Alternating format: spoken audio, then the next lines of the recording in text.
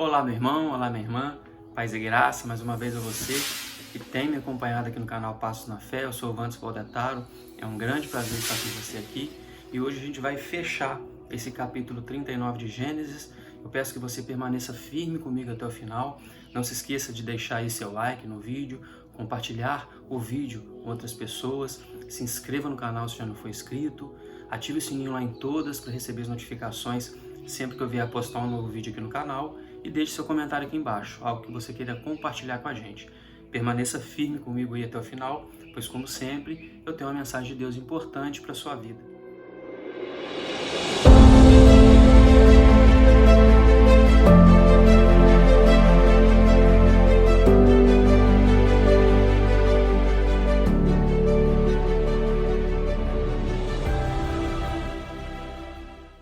Fechando então esse capítulo 39 de Gênesis, a partir do versículo 11, a gente vai fechar essa situação lá de José, na casa de Potifar, o que aconteceu com ele na casa de Potifar.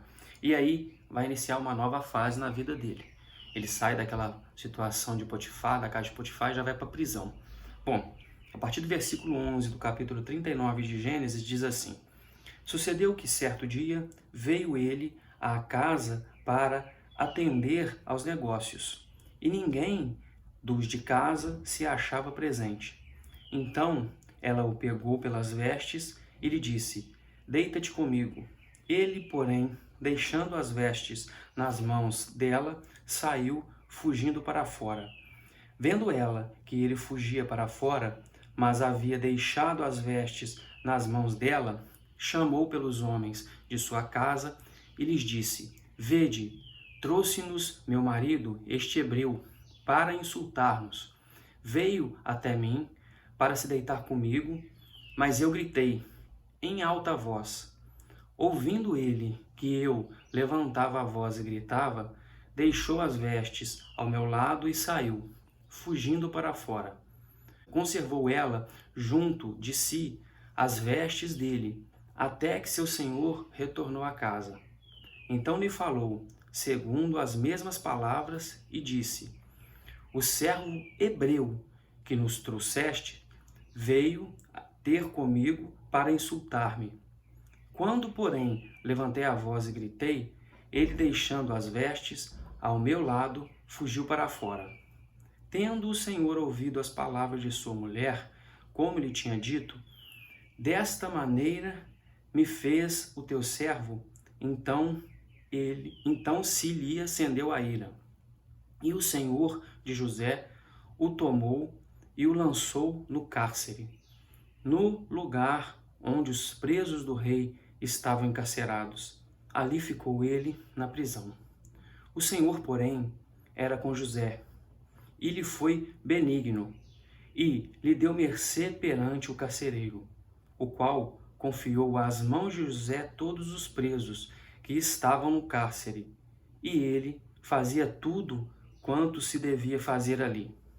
E nenhum cuidado tinha o carcereiro de todas as coisas que estava nas mãos de José, porquanto o Senhor era com ele, e tudo o que ele fazia, o Senhor prosperava. A gente vê que depois daquela fase do poço, ele foi vendido como escravo, aqui ele estava como escravo na casa de Potifar, e Potifar não tinha nada, nenhum cuidado com a casa, tudo ficava na mão de José. José cuidava de tudo.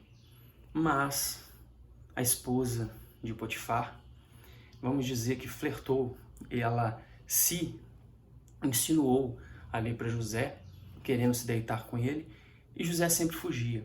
E aqui no versículo 11 diz que sucedeu que certo dia, então, quando ele foi lá resolver os negócios na casa de Potifar, a própria esposa de Potifar seduziu José, mas José tinha caráter, ele era íntegro e ele fugia dela.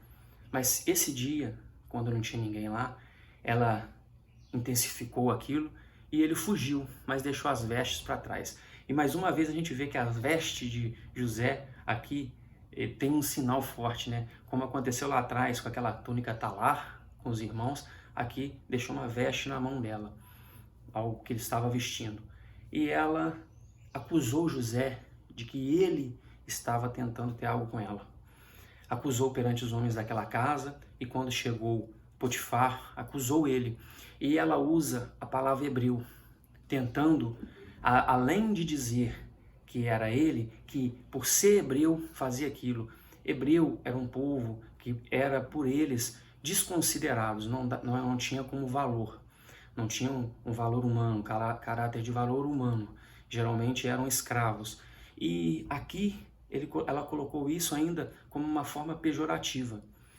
Ela teve certo desprezo pela situação dele, achou que ele, por ser quem era, não devia ter recusado o que ela queria, né? Se sentiu de alguma forma ela rejeitada por ele, e acusou ele de ter seduzido ela, de ter querer algo com ela. E usou isso para massificar o que ela estava dizendo. Colocou hebreu nesse sentido pejorativo e disse isso ao seu senhor. Quando chegou o seu senhor, no caso Potifar, ele irou-se, diz que ele muito se irou e lançou ele no cárcere. E o interessante é que lá no cárcere, ele também prosperou. Deus era com ele. E o carcereiro de nada se preocupava ali, porque José cuidava de todos, fazia o que tinha que ser feito ali no cárcere. E aí, nessa situação, José passou a ser como se fosse o braço direito do carcereiro. Isso, eu queria fechar essa parte hoje aqui, né, nessa parte de José, e isso que eu queria deixar para vocês. Não importa onde você esteja, qual lugar que você esteja, a situação em que você está. José era o filho primogênito, não o filho primogênito, né? Era um dos mais novos, mais velho apenas que Benjamim, mas ele era considerado pelo pai dele como um possível, né, sucessor, alguém que poderia estar à frente da família, talvez pelo caráter dele, pela pessoa que José é. E quando ele chegou ali no Egito, ele foi o braço direito de quem ele estava representando ali, Potifar. Ele cuidava de tudo, até que ele foi injustiçado de novo, primeiro pelos irmãos, agora pela esposa de Potifar, e ele foi lançado no cárcere. E agora no cárcere, mais uma vez, ele se tornou o braço direito de alguém, do carcereiro, tomando conta de tudo aquilo. O carcereiro não precisava se preocupar de nada. Não importa onde José estava e qual a situação de José, ele sempre se colocava à disposição para fazer o melhor que ele podia fazer, o melhor que ele podia dar, sem olhar as dificuldades, sem olhar os intempéries da vida, sem olhar os obstáculos que tinha à frente dele. Ele procurava fazer o melhor. É isso que eu queria passar aqui para você hoje. De tantas mensagens que pode ser dita ali, né? Mas a gente vê que José dava o melhor dele. E mesmo sendo injustiçado, Deus estava com ele. Então não se esqueça que mesmo que você esteja sendo injustiçado em alguma coisa, mesmo que algo esteja acontecendo com você, que você esteja passando por dificuldades, Deus está olhando por você e Deus está cuidando de você de alguma forma, por mais que você não consiga ver. Sabe, Deus está guiando o seu caminho. Às vezes a gente não consegue fazer as coisas conforme a gente quer, mas tem que ser conforme a vontade de Deus. E a palavra de Deus diz que ela é boa, perfeita e agradável para a gente. E para Ele, mas para nós também.